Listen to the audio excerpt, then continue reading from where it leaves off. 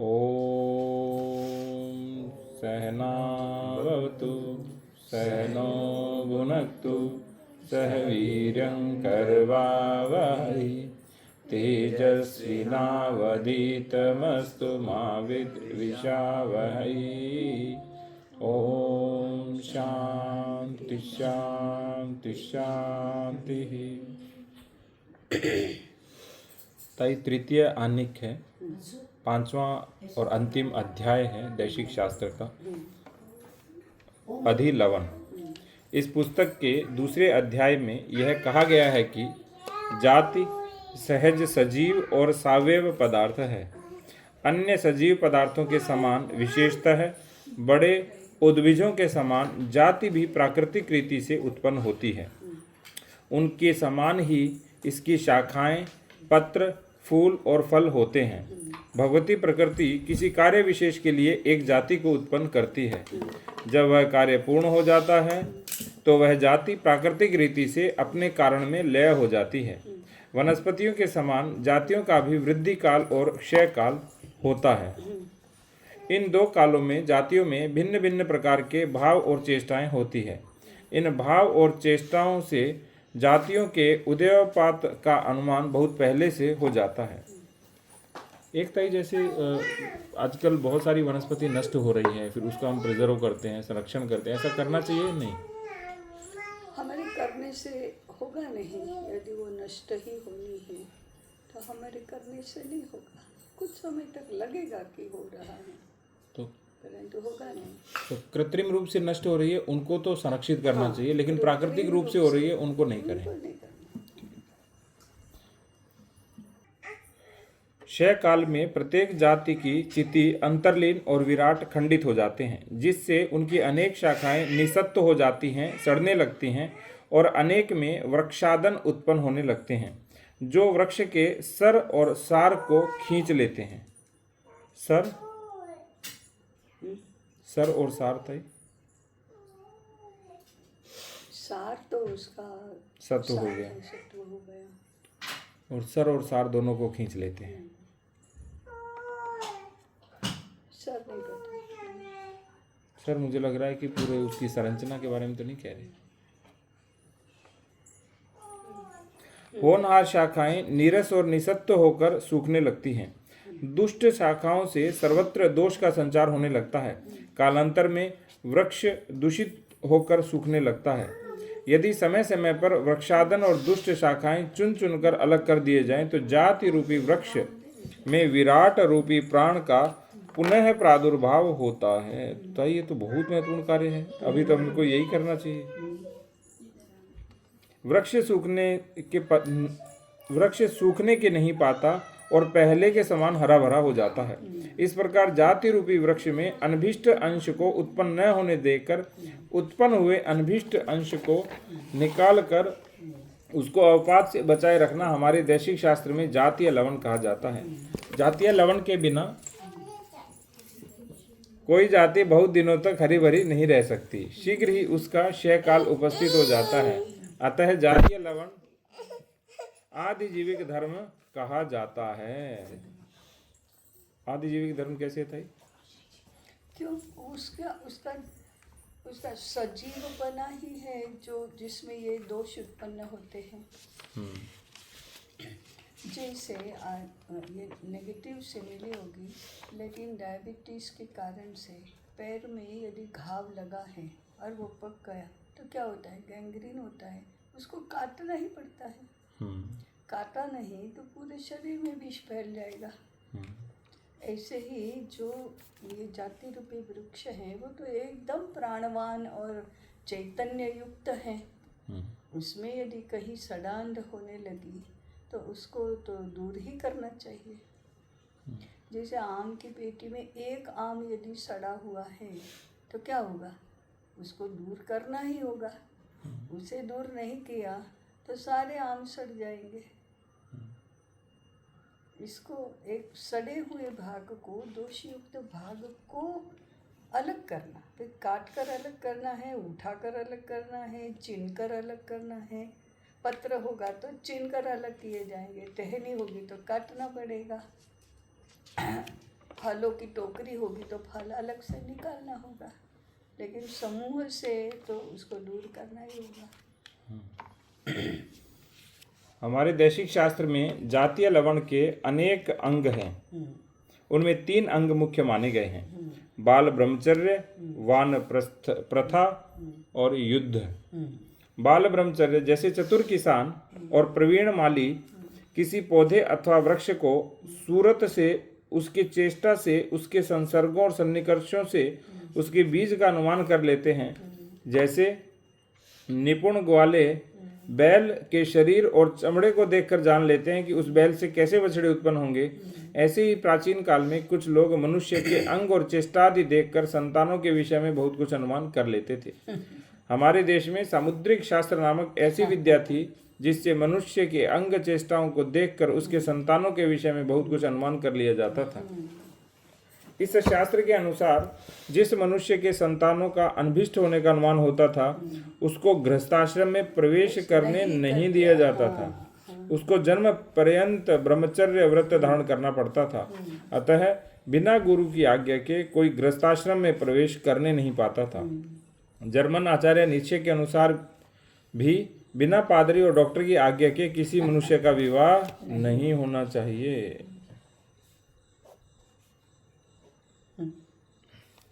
तो ये अपने समाज में ऐसा होता था कि अमुक लोगों को तो विवाह नहीं करना चाहिए। तो न डॉक्टर से पूछते हैं, न पादरी से पूछते हैं, यानी न ज्योतिषाचार्य और सामुद्रिक शास्त्र के प्रवीण व्यक्ति से पूछते हैं, और ना उनकी चिकित्सकीय स्थिति देखी जाती है।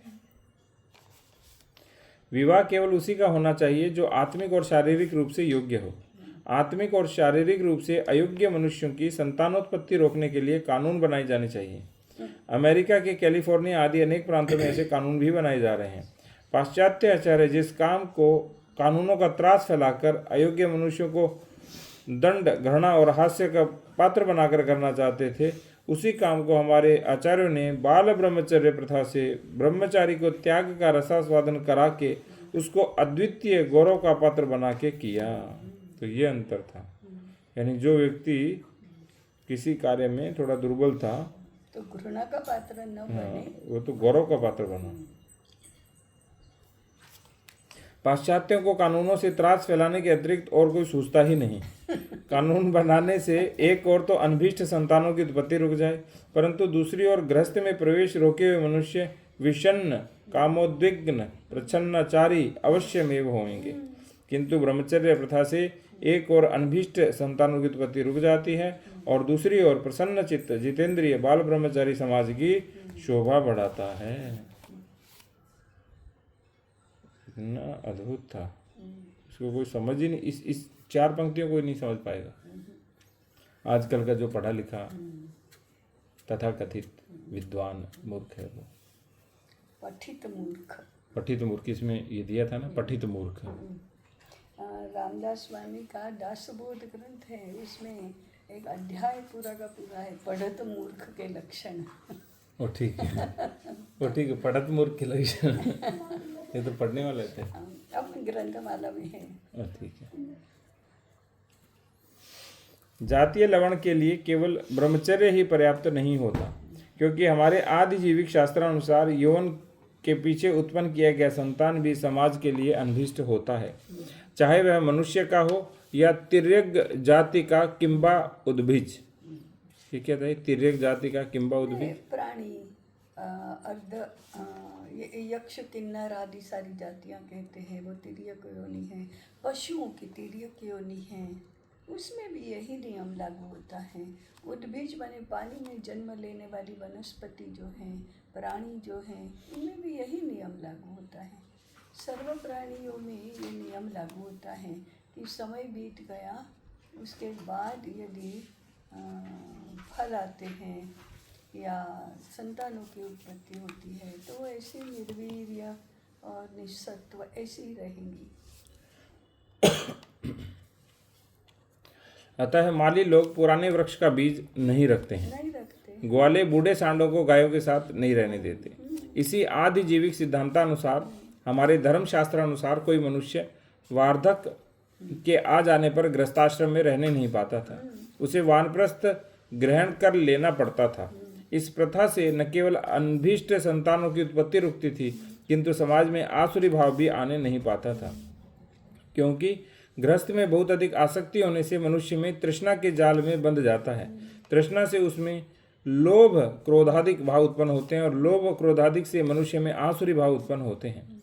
किंतु जब मनुष्य पहले से यह समझे रहता है कि मैंने गृहस्थ दिन में थोड़े दिन रहना है, वार्धक में पदार्पण करते ही वानप्रस्थ में प्रवेश करना है, तो उसकी गृहस्थ में आसक्ति नहीं रहने पाती। उसका भाव विचार आदर्श ऊंचे रहते हैं। भगवान मनु के अनुसार वार्धक के चिन्ह दृष्टिगोचर होने पर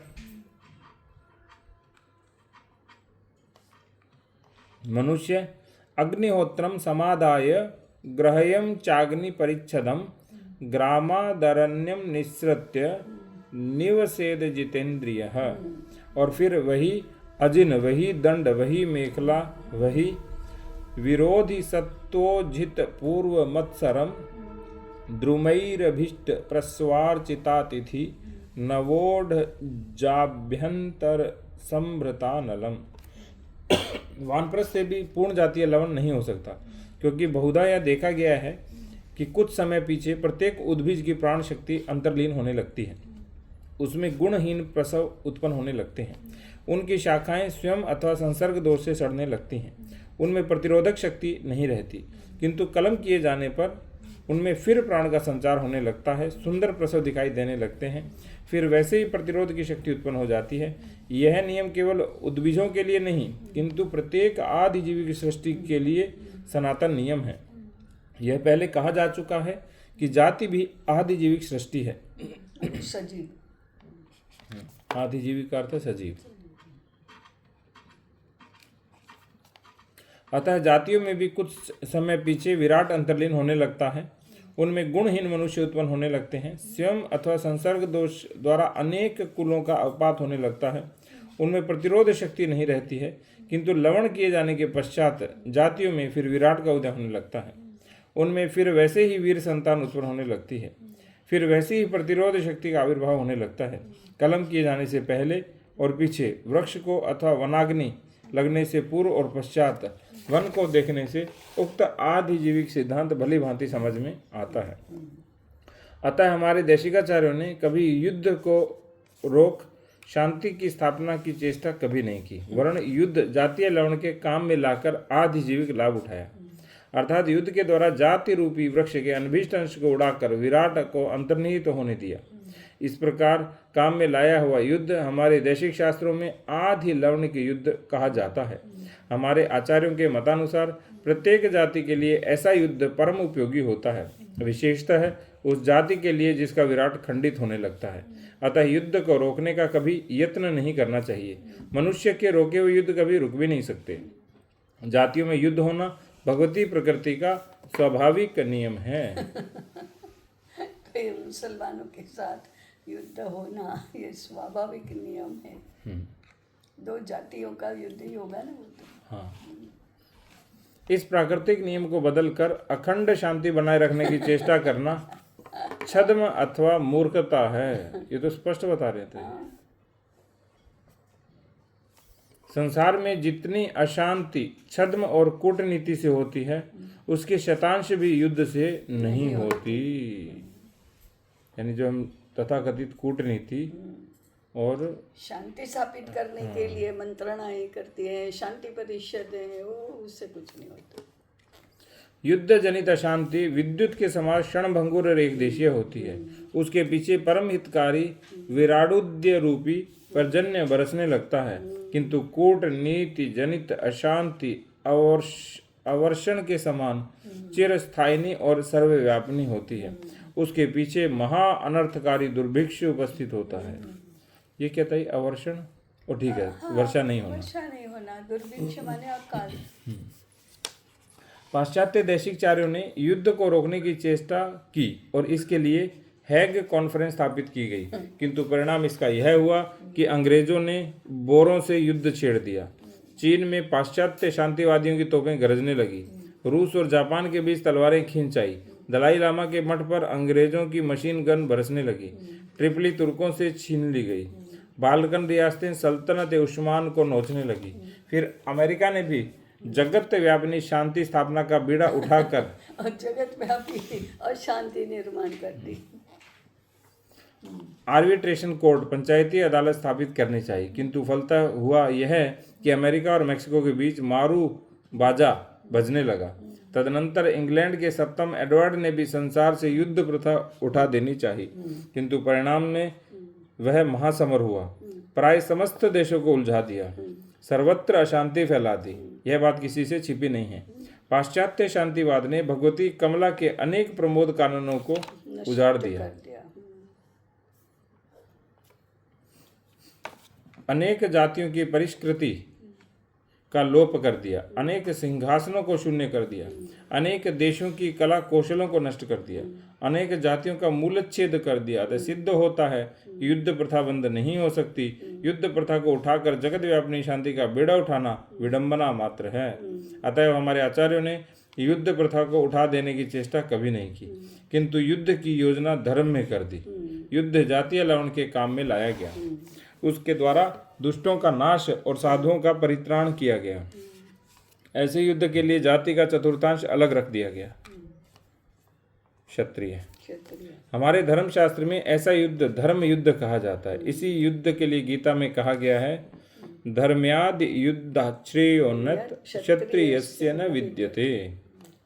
किंतु सभी युद्ध धर्म युद्ध नहीं होते, अर्थात सभी युद्धों से जातियों का लवण और दुष्टों का नाश और साधुओं का परित्राण नहीं होता। जैसे बुरी तरह से कलम किया गया वृक्ष बिल्कुल कलम न किए गए वृक्ष से भी अधिक नष्ट भ्रष्ट हो जाता है। अतः अच्छी तरह वृक्षों की कलम करने के लिए चतुर माली की आवश्यकता पड़ती है, जो भली भांति जानता है कि वृक्ष की किन शाखाओं को किन मूलों को कलम करना चाहिए। इसी तरह बुरी तरह युद्ध में लड़ी हुई जाति बिल्कुल न लड़ी हुई जाति से भी अधिक नष्ट भ्रष्ट हो जाती है। प्राचीन काल में हमारे भारत में धनुर्वेदादि अनेक ऐसे शास्त्र थे जिनमें यह बताया हुआ था कि युद्ध में किन मनुष्यों को किस प्रकार लड़ाना चाहिए। जिन्होंने महाभारत पढ़ा है उनको सर्वविदित हो सकता है कि उस समय भारत में जातीय लवण की बड़ी आवश्यकता थी। अतः भगवान श्री कृष्ण युद्ध के पक्ष में थे, किंतु उस समय उन्होंने युद्ध को टालने की बड़ी चेष्टा की, क्योंकि उस समय निमित्त कुछ ऐसे हो गए थे जिनके कारण अधिलवण शास्त्र का अनुसरण हो नहीं सकता था, और हुआ भी ऐसा ही। फल इसका यह हुआ कि महाभारत के पश्चात हमारी जाति में विराट खंडित होने लगा, लोगों में स्वार्थ की वृद्धि होने लगी, वृष्णियों में औद्धत्य आ गया। औद्धत्य उद्धतता यानी किसी के मानना नहीं और किसी का भी अपमान करना, ऐसे जो युवाओं में आजकल देखा जाता है। मानना ही नहीं, कोई संकोच नहीं, अशिष्टाचरण करना, उद्धता। किसी में उनका दमन करने की शक्ति न रही। समस्त जाति में वृष्णियों यादव सरदार सारे ना एक दूसरे को काट कर ही मर गए, ऋषियों की कुचेष्टा की, इसको उद्धत बोलते हैं। ठीक है, इसी कारण से ताई अव्यवस्था हुई, क्योंकि वो जातीय लवण नहीं था, इसीलिए भगवान कृष्ण रोकना भी चाहते थे। समस्त उस समय नहीं योग्य समय था, परंतु टालने का प्रयास भी किया तो भी टाल नहीं सके, तो फिर युद्ध करना ही होगा, ऐसा निश्चय हुआ तो करो युद्ध, ऐसे भी बताया।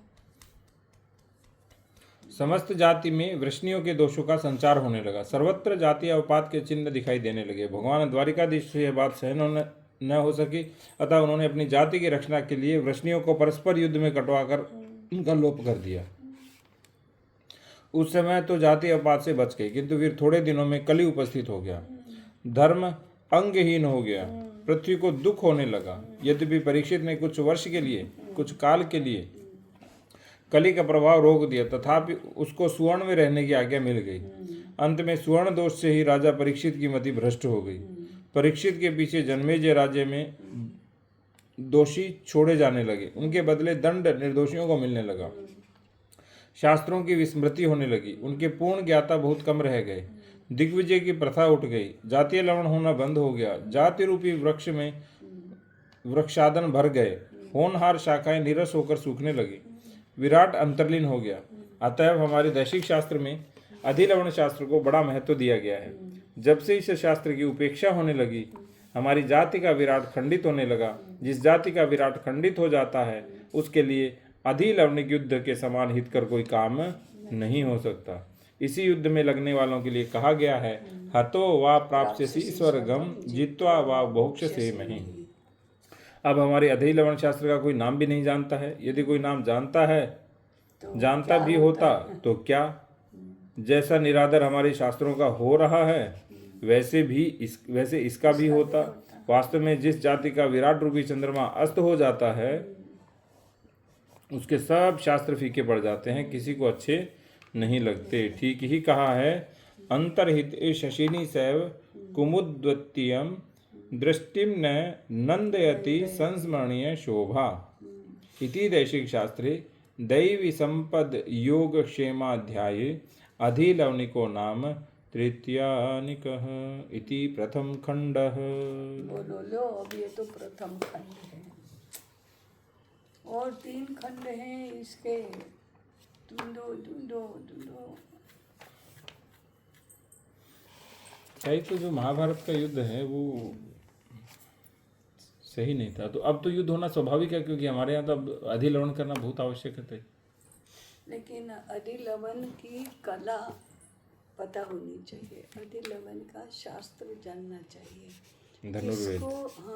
किसको यहाँ मरने की आवश्यकता है, उसको ही मरने मारने के लिए युद्ध में संलग्न करना चाहिए, सबको नहीं। जैसे महाभारत का युद्ध भी हुआ या उससे पहले, तो आचार्यों को कभी युद्ध में भाग नहीं लेना होता था। तभी तो वो शौनक ऋषि आदि बच गए ना, ताकि वो अधिलवण कर सकें और अधिलवन कर सके, बचा भी सके, पूरा सुव्यवस्था निर्माण कर सके। आगे ताई परिशिष्ट 1 और 2 है। परिशिष्ट 1 में जो संस्करण उद्धरण है उनका अनुवाद दिया है, और परिशिष्ट 2 है उसमें जो शब्द आए थे उनका अर्थ दिया है। तो हम तेजी से इसको पढ़ देते हैं। पहला है, यम सर्वशैलाः परिकल्प्य वत्सं मेरौ स्थिते दोग्धरी दोहदक्षे भाषवन्ति रत्नानि महोषधिश्च पृथुपदिष्टां दुदुहुर्धरित्रीम्। जिस हिमालय को वत्स मानकर मेरु पर्वत को कुशल दोग्धा बना पृथु ने शासित भूमि का दोहन किया और प्रकाशमान रत्न और महान औषधियों को प्राप्त किया। अंत या मति ही सा गति ही। अंत समय में जैसी बुद्धि होती है वैसी ही गति होती है। याम ही शुराम गतिम यान्ति संग्रामेश्व निवर्तिनः हतास्त्वं विमुखः पुत्र गतिम ताम परमाम व्रज। श्रवण को कहा उसके माता पिता ने। संग्राम में अभिमुख होकर पीछे न लौटकर मृत्यु को प्राप्त होने वाले शूरवीर जिस गति को प्राप्त होते हैं, उसी परम गति को हे पुत्र तू प्राप्त हो। शूरस्य धारा निशिता दुरत्याय दुर्गम पथस्तत् कवयो वदन्ति। मनीषी कहते हैं, अस्त्रे की धार के समान इस योग का मार्ग कठिन होता है। अनेन प्रस्विष्यध्वम एष वोस्त्विष्ट कामधुक्। इसी से उत्पन्न करो, यही तुम्हारे लिए इष्ट प्रदान करने वाली कामधेनु है। उत्स्यादन्ते जाति धर्मः कुल धर्माश्च शाश्वताः। शाश्वत जाति धर्मों एवं कुल धर्मों का नाश होता है। तम देशमारोपित चारु चापे रति द्वितीय मदने प्रपन्ने। सुंदर चाप चढ़ाए रति सहित मदन जहाँ है वह स्थान। युधा जिस्य संदेशात देशम सिंधु नामकम ददौ दत्त प्रभावाय भरताय भृत प्रजः। प्रजा का भरण पोषण करने वाले युधाजित ने भरत को सिंधु नामक देश दिया। अन्योन्य देश प्रविभाग सीमां वेलां समुद्रा इव न व्यतीयुः। समुद्र की वेला के समान विभाजित करने वाली सीमाएं समाप्त हो गईं। गो ब्राह्मण हितार्थाय जहि दुष्ट पराक्रमाम। गो और ब्राह्मण के हित के लिए इस दुष्ट पराक्रमी ताड़का का वध करो। नहीं ते स्त्री वध कृते घृणा कार्या नरोत्तम। हे नरोत्तम, स्त्री का वध करने के लिए तुम्हें घृणा करने की आवश्यकता नहीं है। चातुर्वर्ण्यम हितार्थम ही कर्तव्यम राजसूनुना। चातुर्वर्ण के हित हेतु राजपुत्रों का यह कर्तव्य है। नृशंस मनृशंसम वा प्रजा रक्षण कारणात्, प्रजा की रक्षा हेतु नृशंस हो या अनृशंस वध करना ही चाहिए। सोहम पितुर्वचः श्रुत्वा शासनाद ब्रह्मवादिनः करिष्यामि न संदेहः ताटकावद्धम उत्तमम गो ब्राह्मण हितार्थाय देशस्य च हिताय च। ब्राह्मणवादियों के शासन से पिता के वचन सुनकर गो ब्राह्मण के तथा देश के हित के लिए मैं ताड़का का वध करूँगा। रुचिनाम वैचित्र्याद ऋतुकुटिलानाम पथजुषाम नृमामेको गम्यस्त्वमसि पैसामरणव इव। भिन्न भिन्न रुचि के कारण से सीधे या वक्र ऐसे विभिन्न पंथों को अपनाने वाले सभी मनुष्यों की तुम एक ही गति हो। जिन प्रकार अनेक मार्गों से बहने वाले पानी की गति एक समुद्र में होती है। नेहा भृकमन नाशोस्ति प्रत्यवायो न विद्यते स्वल्पमप्यस्य धर्मस्य त्रायतो महतो भवात्। इसके बीज का कभी नाश नहीं होता, इसका कभी विपरीत फल नहीं होता। इस योग का अल्प आचरण महान भय से रक्षा करता है। निंदसी यज्ञ विधे रह श्रुति जातम सदय हृदय दर्शित पशुघातम केशव धृत बुद्ध शरीर जय जगदीश हरे। हृदय में दया होने के कारण से वेदों द्वारा मान्यता प्राप्त यज्ञ में पशु बलि की भी निंदा करने वाले बुद्ध का शरीर धारण किए हे केशव, हे जगत हरि, हे हरि तुम्हारी जय।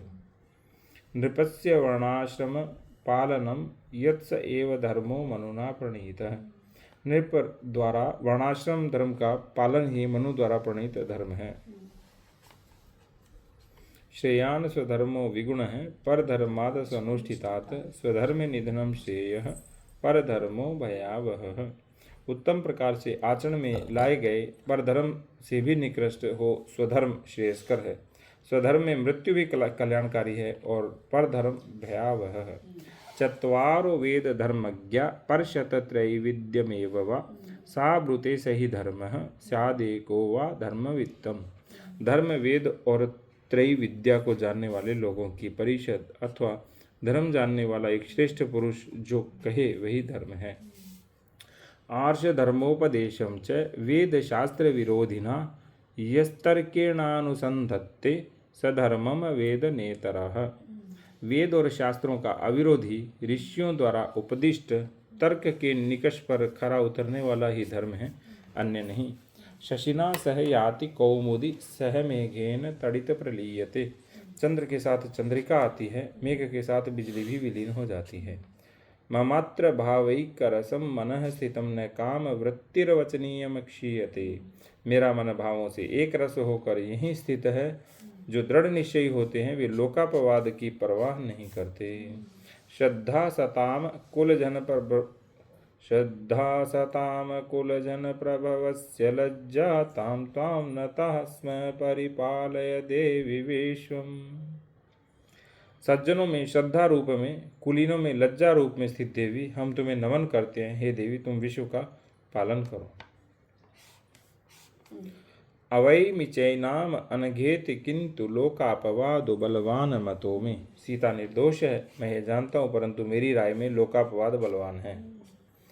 अग्निहोत्रम समादाय गृहं चाग्निं परिच्छदं ग्रामादरण्यं निस्सृत्य निवसेद विजितेन्द्रियः। ग्रह के अग्नि को ढककर अग्निहोत्र साथ लेकर गांव से अरण्य में जाकर विजितेंद्रिय होकर निवास करें। धर्म्यादि युद्धात् श्रेयोन्यत् क्षत्रियस्य न विद्यते। क्षत्रिय के लिए धर्म युद्ध से बढ़कर और कुछ नहीं। अंतर्हिते शशिनी सैव कुमुद्वितीयं दृष्टिम न नंदयति संस्मरणीय शोभा। चंद्र का अस्त होने पर जिसकी शोभा स्मरण मात्र रह गई है, ऐसी कुमुदयुक्त यह पुष्करणी दृष्टि को आनंद नहीं देती। हाँ, परिशिष्ट 2 है तई कठिन शब्दों के अर्थ। अगोष्ठ मातृका, गायों को चरने के लिए छोड़ी गई भूमि। अजिन, चर्म। अदेव मातृका, सिंचाई के प्रबंध से युक्त भूमि। अध्यभाव, ब्रह्मचारी बटु को सिखाया जाने वाला एक शास्त्र। अनवस्थित, अस्त व्यस्त। अनवलोभन, गर्भिणी स्त्री का एक संस्कार। अनाप्तोक्त, स्वजन नहीं ऐसे व्यक्ति द्वारा कहा गया। अनुवर्तन निवास की व्यवस्था। अनुवर्तन निवास की व्यवस्था। अन्य भाव भिन्न स्वरूप, अन्वयागत पितृ परंपरा से प्राप्त, अन्वीक्षण अनुसंधान, अपरमात्रिक क्रय विक्रय हेतु अन्य देश की आवश्यकता रहित, अभाव अनस्तित्व, अभ्युदय उत्कर्ष, अमृताशी अमृत भोक्ता, अर्थमात्रिक अर्थ में उलझा हुआ। आज तक अर्थमात्रिक में रह जाते हैं लोग, गहरे में जाते ही नहीं। अर्थ वैषम्य तात्पर्य भिन्नता, अर्थ संगी। स्त्रियां तो केवल काम मात्रिक होती है अभी। करोड़पति ऐसे ऐसे लोगों की घर की स्त्रियों का क्या, उनको तो अर्थ प्राप्ति के लिए भी कुछ नहीं करना है, धर्म की बातें नहीं है, तो उनको क्या है, उपभोग करो खाली, काम मात्रिक, अर्थ मात्रिक भी नहीं। अर्थ संगी धन का संग्रह करने वाला, अवपात ह्रास, अष्टदल विभूति, री धृति दया क्षमा तेज त्याग अभय आर्जव, आत्मनिग्रही स्वयं को संयम में रखने वाला, अर्थायाम अर्थ का नियमन, आध्यात्मिक अध्यापन से संबंधित, आदि चित्तिक परंपरा से प्राप्त, आदि जन्निक जन्म से संबंधित, आदि जीविक इस जीवन से संबंधित, आहनिक प्रकरण इस ग्रंथ में।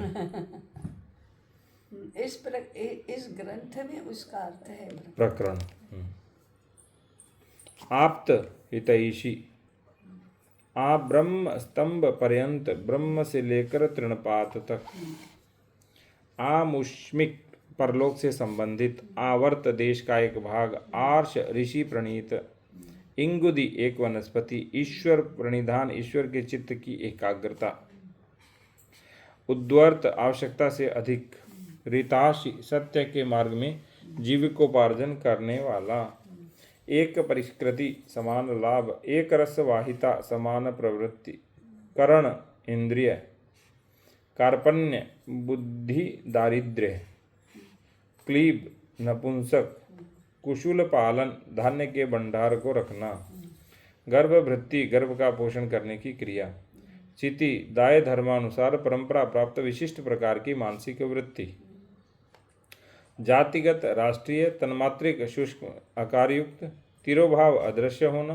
दम बाह्य वृत्तियों का निग्रह, देश आश्रित जाति को सूचित करने वाला भूभाग, देश भक्तिपरक दैशिक, दोलाचल झूले के समान एक से दूसरी ओर जाने वाला, एक तरह से पेंडुलम कहते हैं, धर्मराट धर्म से चलने वाला राजा, निघंटु आर्ष वांग्मय में शब्द संग्रह, निर्बंध शास्त्र कानून शास्त्र, निःश्रेयस ब्रह्म प्राप्ति, परस्पर छंदानुवर्ती एक दूसरे के अनुकल्य देखने वाला, परिचर्यात्मक वृत्ति सेवा करके आजीविका चलाने वाला, परित्राण रक्षा, परिष्कार शुद्धिकरण, परिज्ञाता पूर्ण रूप से जानने वाला,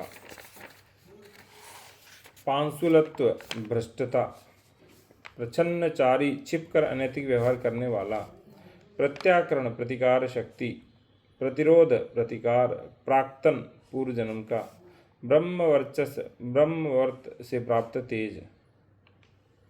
तभी पंडित श्री राम शर्मा आचार्य जी के आगे भी ब्रह्मवर्चस लगता है।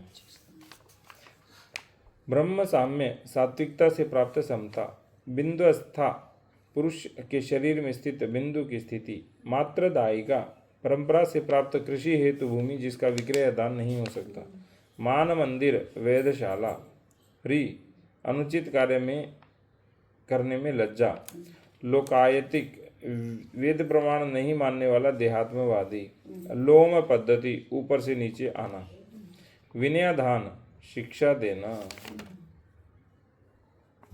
विपर्यास उद्देश्य के विपरीत होना, विलोम अंत से आरंभ की ओर गिनना, विषामपति वैश्यों का पालन करने वाला, वैक्लव्य पंगुत्व, श्री वैभव शोभा, श्रुति वेद उपनिषद, सत्वह्रास अच्छे गुणों का क्रमशः लोप, समवाय संबंध अटूट संबंध, समीरूप तेजस्वी और मानी, समीर उपाया था ना। हाँ, आपने कहा था कि ये कोई अच्छे के रूप में होगा, तो तेजस्वी और मानी, आपने कहा गौरव की तरह होगा।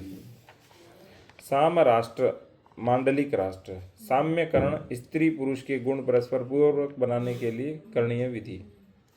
सूत्रपात, प्रारंभ, सौहृद शासन, प्रेम से किए जाने वाला शासन। संगजन्य, प्रेम या मोह उत्पन्न करने वाला।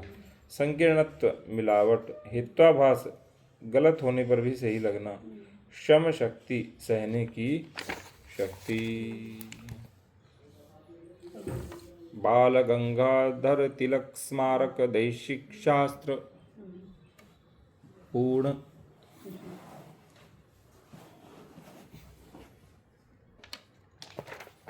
हो ही गया था ये। हो गया ना, जल्दी हो गया। ये हो गया। 12 और 13 2 दिनों में हो गया।